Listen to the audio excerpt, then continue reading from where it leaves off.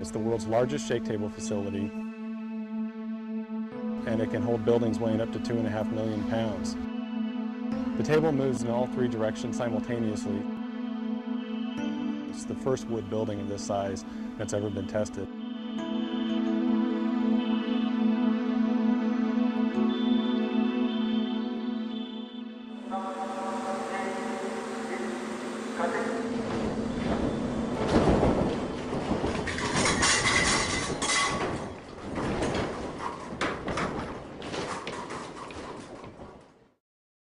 The entire project is called the Niecewood Capstone Test, a project funded by the National Science Foundation. The project is led by Colorado State University, and Simpson was a close technical collaborator. The popularity of mid-rise wood frame construction has soared in urban areas, and so there's not a lot of information on how to design those types of structures.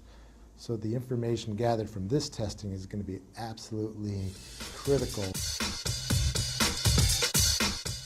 The condominium tower was built as a actual condominium would be constructed with 23 1- and 2-bedroom living units. We're testing a 7-story, 23,000 square foot, 800,000 pound building in 3 dimensions. This collaboration with all the folks involved is really going to culminate in a test that's going to show how our products perform in a very severe seismic event.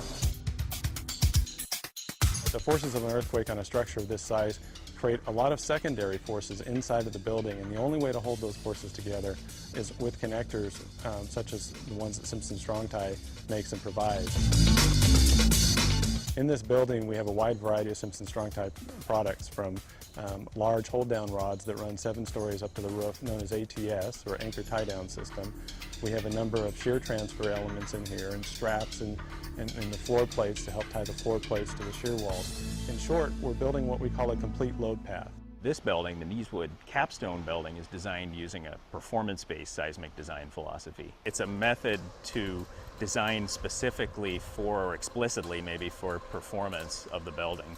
We don't just design a component or an assembly. We actually design it all together and then we check it. And performance-based design allows us, if we know enough about how the building reacts, to actually select what level of damage we want to see in the building during an earthquake. We're doing a series of tests on this structure so that we can incrementally increase our knowledge as to how the building is responding at different levels of shaking. We're not only going back and forth, side to side, but we're going up and down as well. So we're getting all of the vertical accelerations and lateral accelerations exactly like that Northridge earthquake, but times 1.8. There's approximately 300 sensors in the building, measuring everything from movement to force to acceleration. Once that data and information is gathered, then it can be used to develop new design procedures and new construction methods. So we're able to take what the engineers have modeled, compare it to how the building actually performed, and that's going to give us a lot of great data for years and years to come. What we're really doing here is we're demonstrating that you can build a 6-story or even a 7-story possibly wood structure in a high seismic zone and have it perform how you want. It's safe, it's cost effective, and frankly they're very little damage. Really, for 5% or less in your construction material costs in the beginning of the building, you can not only save the occupants of the building, but you can also save the structure. This test will change the way light frame wood is designed over the next 10 years. We've invited several key engineers from across the country, building departments. There's folks from all over the world coming to see this. When you see an actual test, the impact that has on you is so significant that it really makes you think twice about what you put down on paper.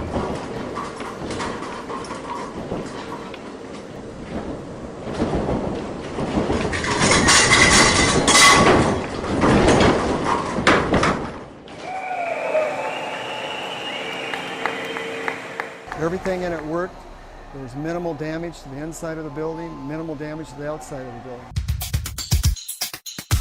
I would say that this testing really does validate the performance-based design concepts developed at the various universities involved in this project. It's phenomenal that we can have a test of this size and magnitude of a building like this and actually get some real test data. Simpson never forgets, and they're always trying to make sure that they're really providing what the structural engineering and construction community needs. And I've always been impressed with taking that extra step to really know the science part of what we do. It's truly unprecedented what they've done today.